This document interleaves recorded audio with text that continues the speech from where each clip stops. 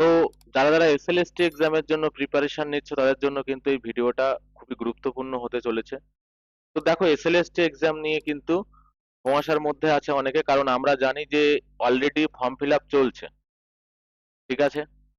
তো তার মধ্যে কিন্তু আহ, যে শিক্ষকরা চাকরি হারিয়েছিলেন তাদের মধ্যে অনেকেই কিন্তু হাইকোর্টে গিয়ে হাইকোর্টের দ্বারস্থ হয়েছেন, হাইকোর্টের দ্বারস্থ হয়েছেন। তো সেখানে দেখা গিয়েছে যে মানে তারা চেয়েছিল এজ রিল্যাক্সেশন চেয়েছিল, কিন্তু আহ, যেটা স্কুল সার্ভিস কমিশনের যে নোটিফিকেশনটা সেটাই কিন্তু কোনো এজ রিল্যাক্সেশন ছিল না। তো এই নিয়ে অনেকে ভাবছে যে হয়তো এক্সাম পোস্টপন্ড হতে পারে, ফর্ম ফিল আপ ক্যান্সেল হতে পারে, বা ফর্ম ফিল আপ বন্ধ হতে পারে, অনেক কিছু ভাবতে পারে। তো সবাইকে একটাই কথা বলছি, বর্তমান পশ্চিমবঙ্গের স্কুলের যে হাল, সেই হাল অনুযায়ী কিন্তু এই মুহূর্তে যদি এমার্জেন্সি শিক্ষক যদি নিয়োগ না হয়, তাহলে পুরো আমাদের এডুকেশন সিস্টেমের কিন্তু কোমর ভেঙে পড়বে, ঠিক আছে? আমাদের টোটাল এডুকেশন সিস্টেমের কোমর কিন্তু ভেঙে যাবে। তো অ্যাজ সুন অ্যাজ পসিবল কিন্তু স্কুল শিক্ষককে আগে নিয়োগ করতে হবে, কারণ এই সমাজ কিন্তু তারাই গড়ে।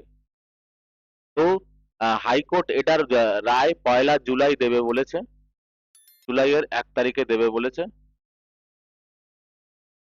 ওকে, 1 জুলাই দেবে বলেছে। তো এটার থেকে আশা করা যায় যে এস রিল্যাক্সেশনটা হয়তো বাড়িয়ে দেবে, তাছাড়া কিছুই না। কিন্তু এক্সাম অবশ্যই হবে, অবশ্যই শিক্ষককে নিয়োগ করতেই হবে।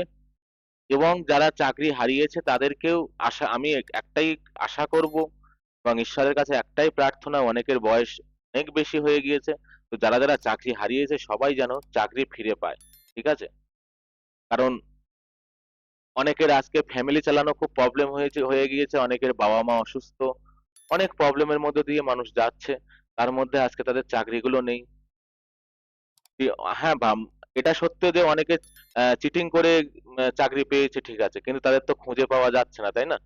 তো এক এক বস্তা ধানের চালের মধ্যে যদি দশ দশ কুড়িটা যদি কাঁকড় থাকে, সেই কাঁকড়কে খুঁজে যদি না পাওয়া যায়, পুরো চালটাকে তো ফেলে দেওয়া যাবে না। চালটা তো ভালো।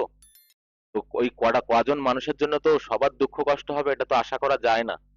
তো আমার মন থেকে যেটা চাওয়া, এবং আশা করি তোমরা সবাই চাও, যে যাদের আজকে চাকরি নেই তারা চাকরিটা ফিরে পাক, ঠিক আছে? কারণ তারা কিন্তু নিজের এথিক্স আর ইন্টিগ্রিটির জায়গাটা ঠিক রেখেছে, যারা স্কুলে গিয়ে কিন্তু তারা কন্টিনিউ স্টুডেন্টদেরকে কিন্তু ভালো শিক্ষা দিয়েছে, ঠিক আছে?